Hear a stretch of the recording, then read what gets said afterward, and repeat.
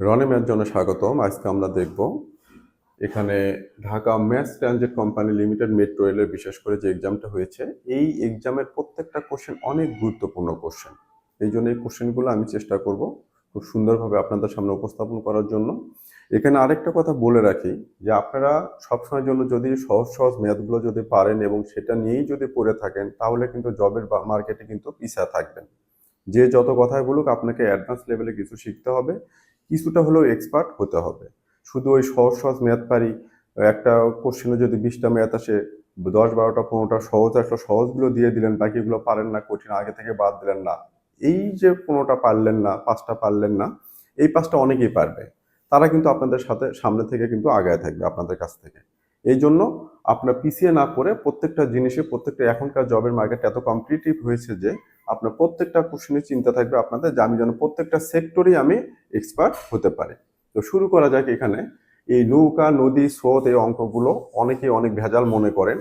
তো আমি বলবো যে এখানে ভেজালের কিচ্ছু নাই, অনেক সুন্দরভাবে এটা আমরা সমাধান করতে পারি, খুব সহজভাবে। শুধু দরকার কি হবে, মনোযোগ দিয়ে দেখা। মনোযোগ দিয়ে যদি এই ভিডিওটা সুন্দর করে শুরুতে শেষ পর্যন্ত দেখেন, আমি আশা করি আপনার যত ম্যাথে উইক হন না কেন, আপনি এই কোশ্চেনটা বুঝতে পারবেন এবং সমাধানটা করতে পারবেন। একটি নৌকার নদীর স্রোতের অনুকূলে, অনুকূলে মানে কি, যেদিকে নদীর স্রোত যাচ্ছে ওই দিকেই যাচ্ছে, একই দিকে আর কি, স্রোতের দিকে 21 কিলোমিটার পথ যেতে 3 ঘন্টা সময় লেগেছে। এই যে 21 কিলোমিটার পথ গেল সে, তার সময় লাগলো কত? 3 ঘন্টা। কোন দিকে? নদীর স্রোত যেদিকে যাচ্ছে সেই দিকে। তাহলে এখন এই স্রোত এবং নদীর নৌকার যে বেগ, নৌকাও চালাচ্ছে, স্রোতও তাকে কিছু নিয়ে যাচ্ছে, যেহেতু স্রোতের দিকে যাচ্ছে, তাহলে সেটার গতিবেগ কি হবে? তাহলে দেখেন, নৌকা নৌকা প্লাস হচ্ছে স্রোত, নৌকা প্লাস স্রোত, এটার গতিবেগ কত হলো?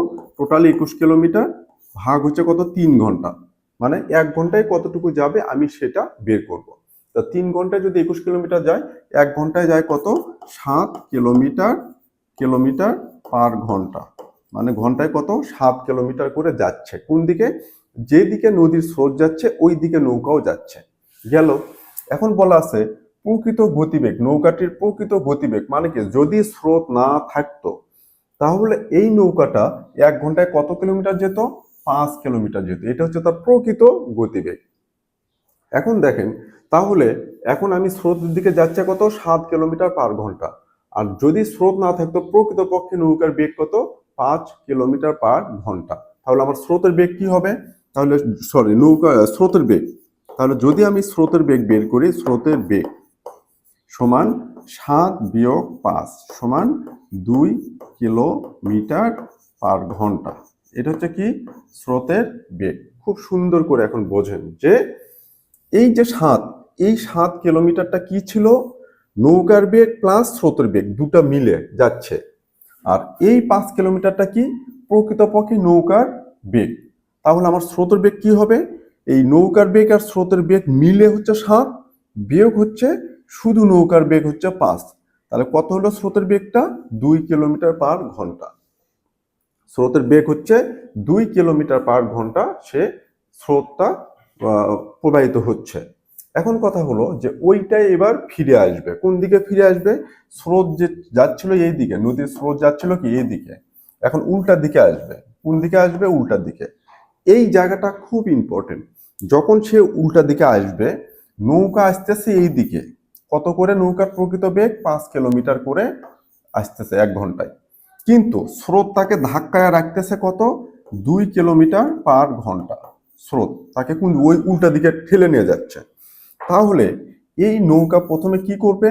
নৌকার বেগটাই যে 5, এদিকে আসতেছে প্রকৃত বেগ, কিন্তু স্রোতের জন্য স্রোত তাকে উল্টা দিকে ঠেলে নিয়ে যাচ্ছে কত? 2 কিলোমিটার পার ঘন্টা। তাহলে নৌকা এবং স্রোত দুটা মিলে যখন স্রোতের প্রতিকূলে আসবে, এখানে ছিল অনুকূল, অনুকূলে নদীর নৌকার বেগের সাথে স্রোতের বেগ যোগ হয়। আর প্রতিকূল যেমন ফিরে আসতেছে, আবার প্রতিকূলের সময় কি হবে? নৌকার বেগ বিয়োগ হচ্ছে স্রোতের বেগ সমান কত হবে? 3 কিলোমিটার পার ঘন্টা। তাহলে দেখেন যে যখন স্রোতের প্রতিকূলে আসতেছে, বিপরীত দিকে আসতেছে, তখন নৌকার বেগ থেকে স্রোতের বেগটা কি হবে? বিয়োগ হবে, হয়ে কত হলো? 3 কিলোমিটার। এখন এই নৌকাটা যখন ফিরে আসতেছে, তখন প্রতি ঘন্টায় কত কিলোমিটার যাচ্ছে? 3 কিলোমিটার যাচ্ছে। তাকে কতটুকু দূরত্ব অতিক্রম করে আসতে হবে? 21 কিলোমিটার। তাহলে 21/3, 1 ঘন্টায় 3 কিলোমিটার সে আসতেছে। স্রোতের বিপরীতে তাকে অতিক্রম করতে হবে দূরত্ব কত? 21 কিলোমিটার, সমান তাহলে কত হবে? তার 7। তাহলে এখানে দেখেন আমার যে এইখান থেকে এটা ফিরে আসতে তার কতক্ষণ লাগবে? 7 ঘন্টা সময় লাগবে ওই দূরত্বটা ফিরে আসার জন্য। তাহলে আমার উত্তরটা হবে 7। খুব সুন্দর করে এখন বলি, যখন আপনার থাকবে যে স্রোতের অনুকূলে, তখন স্রোতের বেগ যোগ নৌকার বেগ হবে। যখন বলবে স্রোতের প্রতিকূলে, তখন নৌকার বেগ থেকে স্রোতের বেগটা কি হবে? বিয়োগ হবে। এখন এই কোশ্চেনে আপনারা হয়তো বলতে পারেন যে এই কোশ্চেনে যদি স্রোতের বেগের থেকে যদি নৌকার বেগ কম হয়, তাহলে আমি নৌকার বেগ থেকে কিভাবে স্রোতের বেগ বাদ দেব? তাহলে তো নৌকাটা সামনে আসবেই না। আমার নৌকার বেগ 5, আমার স্রোতের বেগ যদি এখানে 10 হতো, তাহলে কি হতো? নৌকাটা যতই 5 কিলোমিটার বেগে সে আসুক, তার 10-এর জন্য ওইদিকে ঠেলে নিয়ে যাবে। সো আশা করি বোঝাতে পেরেছি। এটা সব সময়ের জন্য আপনারা স্রোতের অনুকূল আর প্রতিকূল কথাটা যদি মনে রাখেন, আর বেগ সময় ওই দূরত্ব বাই সময়টা যদি মনে রাখেন, তাহলে এখান থেকে খুব সুন্দর করে অঙ্কগুলো সমাধান করতে পারবেন। ধন্যবাদ।